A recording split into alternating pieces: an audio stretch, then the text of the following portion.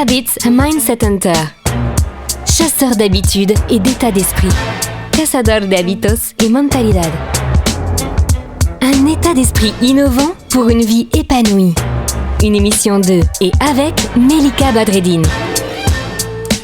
Bonjour les amis, bonjour les Habits and Mindset Hunter, les chasseurs d'habitudes et de mindset. Comment ça va ? Aujourd'hui, on va parler des obstacles qui peuvent nous empêcher de créer les habitudes qui peuvent nous mener au mieux-être et à l'épanouissement. Alors, comment faire pour faire en sorte que nos rituels, nos routines et nos habitudes tout simplement rentrent dans notre environnement? Comment faire pour que ça fasse partie de notre vie sans que ça devienne une contrainte? Eh bien, première chose, nous, en tant que praticiens, coachs ou thérapeutes, ce qu'on va faire d'abord, c'est nous assurer de la motivation au quotidien de notre client. On va demander un engagement obligatoire de à peu près 45 minutes par jour pour pratiquer tout ce sur quoi on va se mettre d'accord. Et oui, si vous consultez une personne qui est là pour vous accompagner, pour aller mieux, atteindre un objectif, en finir avec de mauvaises habitudes qui peuvent vous coûter votre santé, ou qui peuvent mettre en place des choses qui vont avoir des conséquences néfastes sur votre couple, votre emploi, sur le temps que vous passez sur les ordinateurs ou autres, eh bien, il va bien falloir que vous vous engagiez. Cet engagement est obligatoire, je le répète. Derrière ça, il y a quand même une question de gestion du temps. Ce qu'on entend beaucoup, c'est « je n'ai pas le temps, je ne vais pas avoir le temps de le faire ». Alors, je rassure tout le monde, on n'a pas le temps, hein. On va se mettre d'accord, on va se mettre bien. On n'a pas le temps. Le temps pour mettre en place des choses, on le crée. Et donc, ça demande une décision de créer ce temps-là. Ça demande de faire des choix, ça demande de dire oui à des choses, de dire non à des choses. Ce qui peut être intéressant, c'est chercher quelque chose qui est déjà un rituel et attacher cette pratique à cette répétition. Par exemple, sortir le chien, ça c'est une pratique que vous avez tous les jours.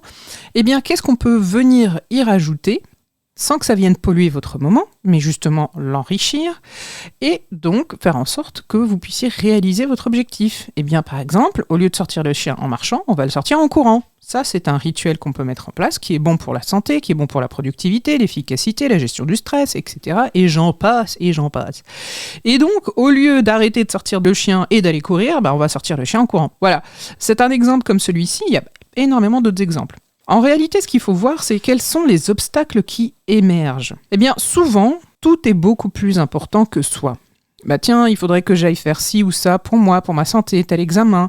Il faudrait que je m'accorde du repos, que je médite. Mais bon, au lieu de ça, je vais accompagner un tel, je vais dépanner un tel, je vais aider un tel, je vais m'occuper d'un tel. Et finalement, tiens, la journée est terminée et je n'ai pas eu le temps de réaliser mon objectif, malheureusement. Ce qui peut être intéressant vraiment, c'est d'aller explorer les obstacles quand ils viennent et voir quelle est la pratique quotidienne qui peut vraiment intégrer ces obstacles. Donc moi, ce que je vais vous inviter à faire, là tout de suite, c'est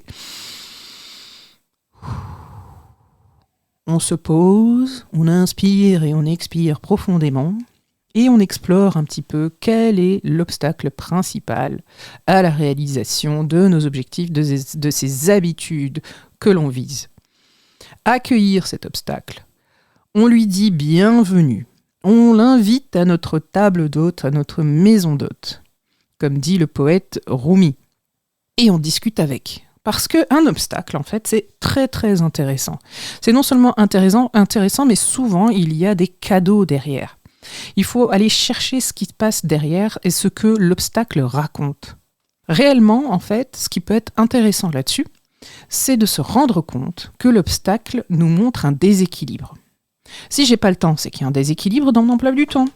Si je me sens fatigué, c'est qu'il y a un déséquilibre et que je ne dors pas assez, etc., etc. Donc c'est une indication plus qu'autre chose, comme une sorte de symptôme. Et ce qui peut être intéressant là-dessus, c'est bien sûr de garder les yeux ouverts. Le bon plan de Melika. Le bon plan du jour, c'est d'avoir vraiment ce qu'on appelle une référence externe. Engagez-vous auprès d'amis, engagez-vous auprès d'un groupe qui lui aussi peut-être va se lever plus tôt, va lire un livre par semaine, va écrire 15 lignes par jour, va peut-être perdre 3 kilos en 3 mois, etc. etc. Vraiment, ce qui est intéressant, c'est de se coller à un groupe qui fait déjà ça, ou en créer un, pourquoi pas, créer son propre réseau, sa propre communauté, et attacher sa pratique à cette référence-là externe. Et ça, les amis, ça vous garantit aussi une belle réussite.